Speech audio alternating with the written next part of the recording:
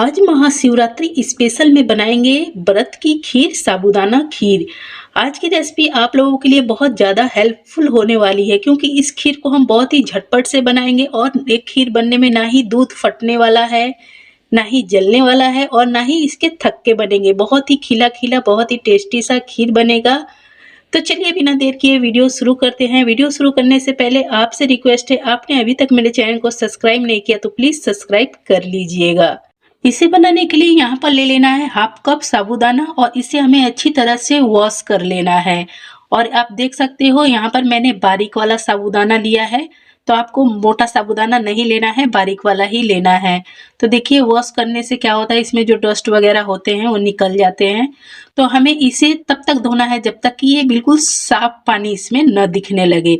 तो मैं इसे 4 पानी अच्छी तरह से धो लूँगी, तो ये बिल्कुल अच्छी तरह से साफ हो जाएगा।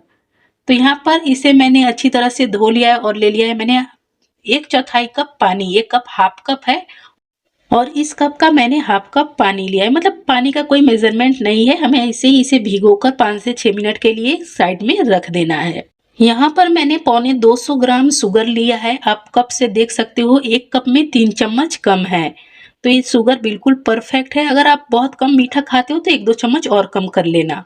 यहाँ पर आप देख सकते हो कैरेमल लगभग बनने लगा है, तो इसे हम अब चलाएंगे। ऐसे छोड़ने से क्या होगा ना, नीचे से जल जाएगा। अगर कैरेमल हमारा जल गया तो हमारी खीर का स्वाद बिल्कुल बेकार आएगा, जला जला सा। तो देखिए पूरा शुगर भी मेल्ट नहीं हुआ है, लेकिन कैरेमल इतना हो चुका है तो बिल्कुल परफेक्ट है। अब इसमें थोड़ा थोड़ा कर कर दूध ऐड करेंगे और इसे हम चलाते रहेंगे। एक बार में दूध डालिएगा ना तो ये कैरेमल बहुत गर्म होता है, दूध बाहर फेंकने लगेगा, तो थोड़ा थोड़ा कर कर ऐड कीजिएगा। तो यहाँ पर इस दूध को मैंने गर्म कर कर लिया है। आपको कच्चा दूध नहीं लेना है, दूध को गर्म कर कर लेना है और दूध को ऐड कर देना है। तो मैंने 1.25 केजी दूध का यूज किया है इस रेसिपी में। आप देख सकते हो कैरेमल अच्छी तरह से मेल्ट हो चुका है। अभी फिर भी हम इसे 2 से 3 मिनट तक बहुत ही अच्छी तरह से उबाल लेंगे, जिससे कि शुगर इसमें अच्छी तरह से मिक्स हो जाए। तो यहाँ पर देखिए कितनी अच्छी तरह से इसमें उबाल आने लगे हैं। तो अब हम क्या करेंगे, इसमें अब हम ऐड करेंगे अपना साबूदाना। तो साबूदाने का पहले हम पानी निकाल लेंगे। तो देखिए बहुत ज़्यादा पानी नहीं है, बहुत थोड़ा सा पानी, मतलब 2-3 चम्मच में पानी निकला, ज़्यादा पानी नहीं निकला है। और साबूदाना ऊपर ऊपर से फूल गया है, अभी भीतर से ये टाइट ही है। तो साबूदाने को ऐड किया और इसे कंटिन्यू चलाना है, छोड़ना नहीं है। तो इसे देखिए हल्का मिक्स कर लिया। अब हम कटोरी वाला इसमें जो थोड़ा बहुत बचा है उसको भी ऐड कर लेंगे। तो इसे डालने के बाद फटाफट से चलाना है। ये मत सोचिएगा कटोरी में लगा हुआ है तो कटोरी वाला पहले डाल लूँ तो फिर चलाऊंगी, तो इससे क्या होगा ना, जो पहले हमने डाला है वो नीचे जाके थक्के की तरफ बैठ जाएगा। तो इसे अच्छी तरह से चलाते हुए हम अब कुक करेंगे, चलाना बिल्कुल भी नहीं छोड़ना है। तो यहाँ पर इसे कुक करते हुए अभी और 2 मिनट हो चुके हैं। अब इसमें हम ऐड करेंगे थोड़े से dry fruit. Dry fruit optional है, आप डालना चाहो तो डाल दीजिएगा, वरना नहीं भी डाल सकते, कोई बात नहीं। यहाँ पर मैंने थोड़े से कटे हुए काजू और बादाम ऐड किए। 2 चम्मच के लगभग में मैंने डेसिकेटेड कोकोनट ऐड किया है, मतलब नारियल का बुरादा। 1/4 चम्मच ऐड करेंगे इलायची पाउडर। अब इसे अच्छी तरह से मिक्स करते हुए हम पकाएंगे। अब इसे छोड़ना नहीं है, चलाते रहना है, नहीं तो ये जगह जगह से जमने लगेगा, इसमें थक्के आने लगेंगे। तो इसे चलाते हुए हमें 2 मिनट तक पकाना है, बहुत ज़्यादा नहीं पकाना पड़ता।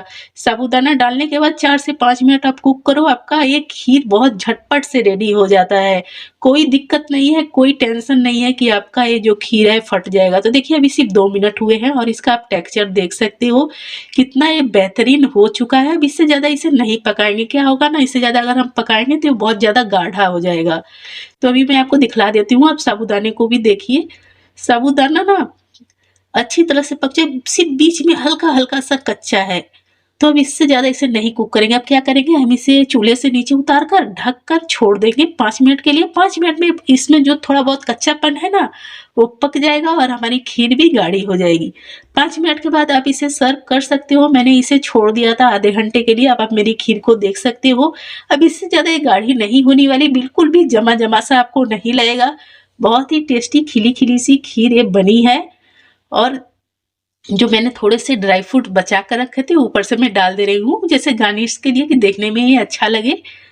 तो यहाँ पर आप मेरी खीर को देख सकते हो कितना बेहतरीन इसका टेक्सचर आया है और बहुत ही टेस्टी कैरेमल वाली एक जो खीर बनती है साबूदाने की ना, बहुत ही लाजवाब बनती है। आप इस तरह से ज़रूर ट्राई कीजिएगा और आपने देखा बहुत ही झटपट से हमारी खीर बन गई। मतलब साबूदाने को धो लेना है, उसके बाद हमें दूध का जो प्रोसेस हम करेंगे तब तक हमारा साबूदाना हल्का फूल जाएगा और डाल दीजिए। 5 मिनट तक पकाइए, आपकी खीर शानदार सी बनकर रेडी हो जाएगी। आप ढककर 5 मिनट के लिए ज़रूर छोड़िएगा। 5 मिनट के बाद आप इसे खा सकते हो, कोई दिक्कत नहीं है। तो यहाँ पर आप मेरी खीर का टेक्सचर देख सकते हो। तो बहुत ही टेस्टी, बहुत ही शानदार व्रत की खीर बनकर हो गई है तैयार। आ गई है महाशिवरात्रि, तो आप इस रेसिपी को ज़रूर ट्राई कीजिएगा और इस खीर को खाने के बाद ना आपको ऐसा लगेगा ही नहीं कि आप भूखे प्यासे हो, आपका पेट अंदर से भरा-भरा लगेगा।